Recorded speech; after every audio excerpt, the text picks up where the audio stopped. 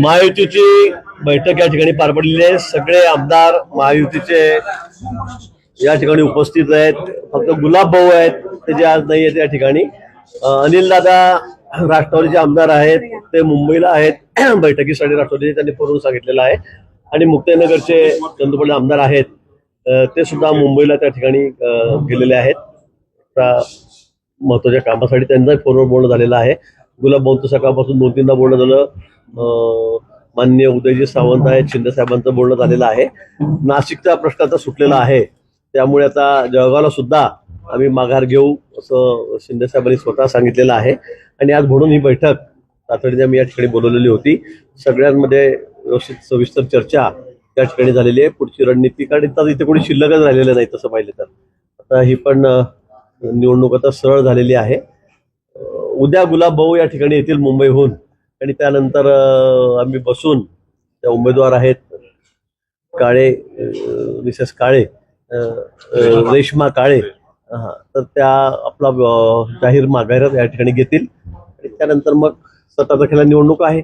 मला वाटतं सगळी एकतर्फी निवडणूक होईल। शिंदे साहेबांनीच सांगितलेलं आहे।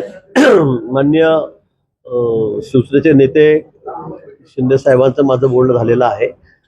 गुलाब भाऊंचं माझंही बोलणं झालेलं आहे। त्यांनी सांगितलेलं आहे फक्त नाशिकचा तिढा होता, तो सुटल्यावर हा सुटणार होता, त्यामुळे आता तिथला प्रश्न सुटलेला आहे। त्यामुळे आता इथे काही अडचण राहिलेली नाही। नाही, त्यांचा आमचा काही संपर्क नाही। मी म्हटलं गुलाब भाऊ उद्या आल्यावर, गुलाब भाऊ पालकमंत्री आहेत, शिवसेनेचे नेते, ते म्हणून मी उद्या त्यांना बोलून घेतो, त्यानंतर हा निर्णय होईल। त्यानंतर आणखी 2 उमेदवार रिंगणामध्ये राहणार आहेत।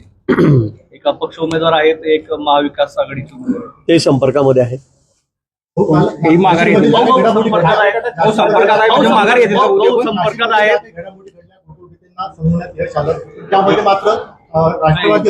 भाऊ संपर्कात आहेत ते पाहायला मिळते। कुठेतरी भुजबळ नाराज आहे, कारण भुजबळमध्ये जी आहे ती वाढली आहे।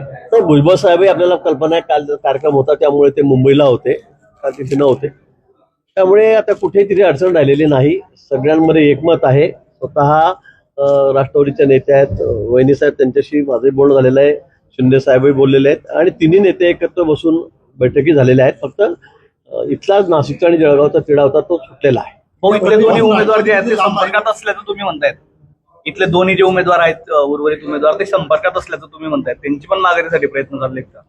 ते प्रयत्न नाही, पण ते निश्चित त्यांनाही माहित आहे की आता ही निवडणूक एकतर्फी आहे, त्यामुळे ते सुद्धा मला वाटतं पाठिंबा देतील। राष्ट्रवादी नाम चर्चा आहे कुठे?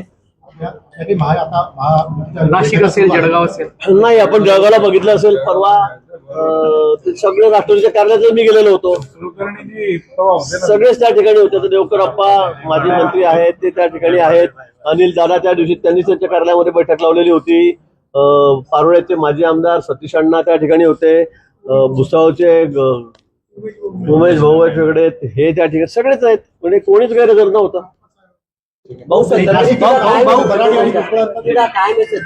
कुठला काही इथे काही प्रश्न राहिलेला नाही, सगळे प्रश्न सुटलेले आहेत। नाशिक आणि जळगावचा क्रीडा सुटलेला आहे। ही निवडणूक आता सरळ आहे। आणि पुन्हा सांगेल मी की राज्यामध्ये 17च्या 17 ठिकाणी, सगळ्या ठिकाणी म्हणजे 11 ठिकाणी निवडणूक आहेत, सगळ्या ठिकाणी महायुतीचे उमेदवार निवडून येते। भाऊ भिंद्रनवालेंच्या संदर्भात तुम्ही वक्तव्य केलं होतं, त्यानंतर वाद निर्माण झाला होता। भाऊ भिंद्रनवाले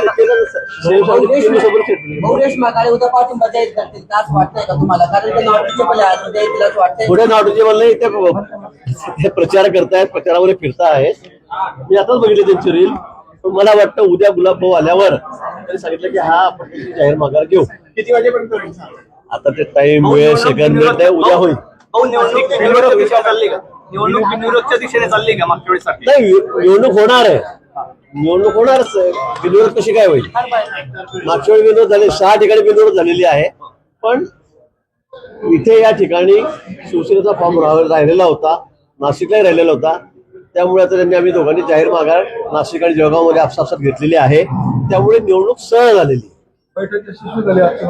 अगदी खेळीमेळीच्या वाटत तुम्हीच बघितलं, तर बैठकीत तुम्ही होतात। चला आता आपण जेवण घेऊया सगळे।